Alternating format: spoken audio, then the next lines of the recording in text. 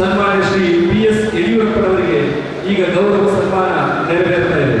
ಬಂಧುಗಳೇ, ಮಾನ್ಯ ಶ್ರೀ PS ಯಡಿಯೂರಪ್ಪನವರಿಗೆ ಮತ್ತಷ್ಟು ಶಕ್ತಿ ತುಂಬಿ ಇಡೀ ರಾಜ್ಯವನ್ನು ಸುತ್ತಾಡಿ ಮಾನ್ಯ ಶ್ರೀ BY ವಿಜಯೇಂದ್ರರವರನ್ನ ಮುಂದಿನ ಮುಖ್ಯಮಂತ್ರಿಯನ್ನಾಗಿ ಮಾಡಲು ಹೊಣೆಪಟ್ಟು ಬೆಳಗಾವಿಯನ್ನು ನಾವು ಶುಭ ಹಾರೈಸೋಣ. ಹಲೋ ಅನಂತ ಧನ್ಯವಾದಗಳು. ಮಾನ್ಯ ಶ್ರೀ BY ವಿಜಯೇಂದ್ರರವರಿಗೆ ಆಶೀರ್ವದಿಸುತ್ತಿದ್ದಾರೆ.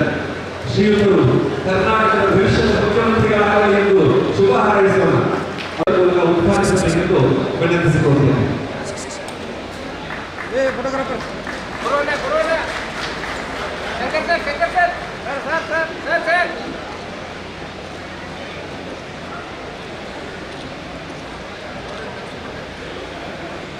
ತಮ್ಮೆಲ್ಲರ ಚಪ್ಪಾಳೆ ಬರಲಿ, ಜೋರಾದ ಚಪ್ಪಾಳೆ ಮೂಲಕ ಈ ಉತ್ತಮ ಕಾರ್ಯಕ್ಕೆ ನಾವೆಲ್ಲ ಪ್ರೇರಣೆಯನ್ನು ನೀಡೋಣ.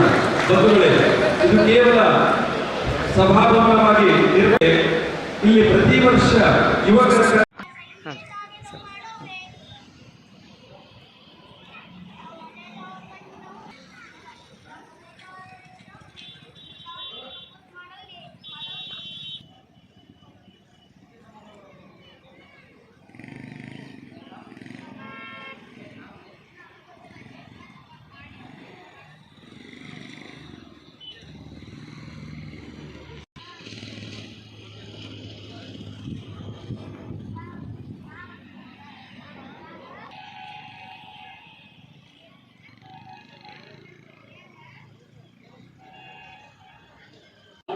ದೇಶದ ಯಾವುದೇ ರಾಜ್ಯ ಸರ್ಕಾರಗಳು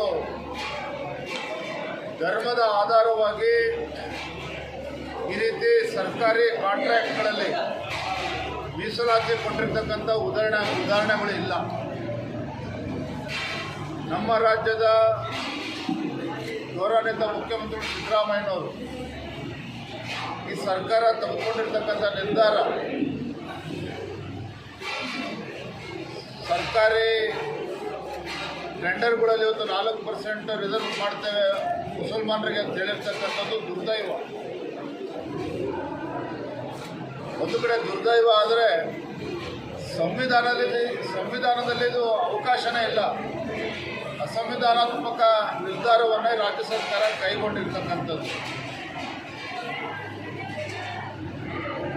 ಅಲ್ಪಸಂಖ್ಯಾತರನ್ನ ತೃಪ್ತಿಪಡಿಸ್ತಕ್ಕಂಥ ನಿಟ್ಟಿನಲ್ಲಿ ಈ ಮಟ್ಟಕ್ಕೆ ಒಬ್ಬ ರಾಜ್ಯದ ಮುಖ್ಯಮಂತ್ರಿಗಳು ಹಿಡಿಬಹುದು ಅಂತೇಳಿ ಯಾರೂ ಕೂಡ ಊಹಿಸ್ಕೊಳ್ಳೋಕ್ಕೆ ಸಾಧ್ಯ ಇಲ್ಲ. ಎಲ್ಲೋ ಒಂದು ಕಡೆ ಸಿದ್ದರಾಮಯ್ಯನವರು ಅಹಿಂದ ಹೆಸರು ಹೇಳಿಕೊಂಡು ರಾಜ್ಯದ ಚುಕ್ಕಾಣಿ ಹಿಡಿದಿರ್ತಕ್ಕಂಥ ಮುಖ್ಯಮಂತ್ರಿ ಸಿದ್ದರಾಮಯ್ಯನವರು ಹಿಂದುಳಿದ ವರ್ಗಗಳನ್ನು ಮರೆತುಕೊಟ್ಟಿದ್ದಾರೆ.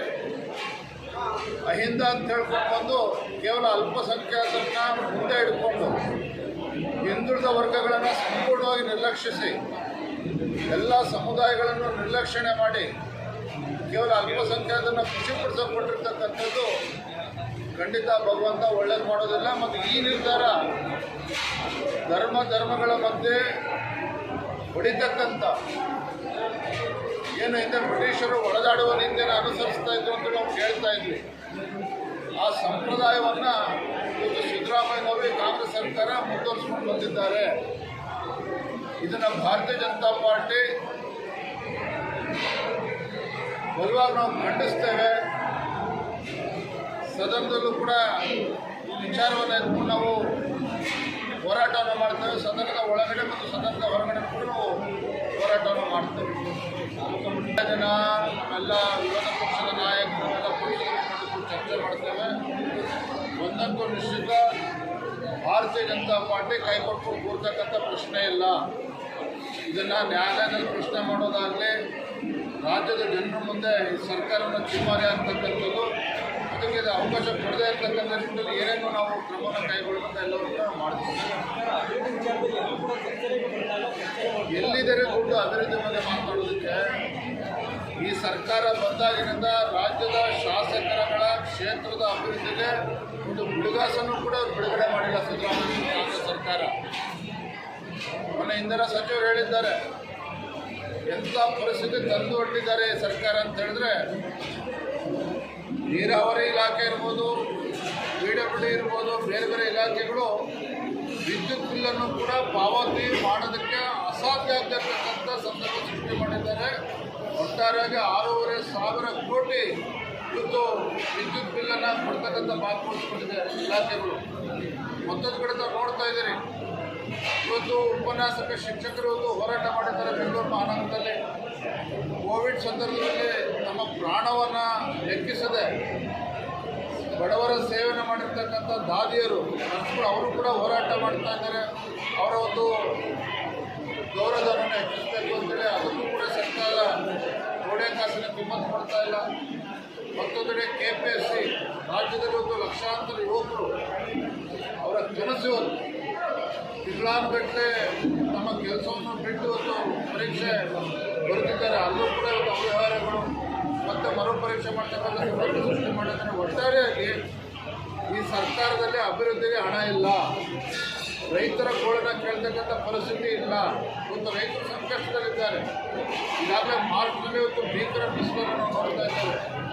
ಇವತ್ತು ಜಾನುವಾರುಗಳಿಗೆ ಮೇವನ್ನು ಕ್ರೋಢೀಕರಿಸ್ತಕ್ಕಂಥದ್ದಾಗಲಿ, ಕುಡಿಯೋ ನೀರು, ಶುದ್ಧ ಕುಡಿಯೋ ನೀರು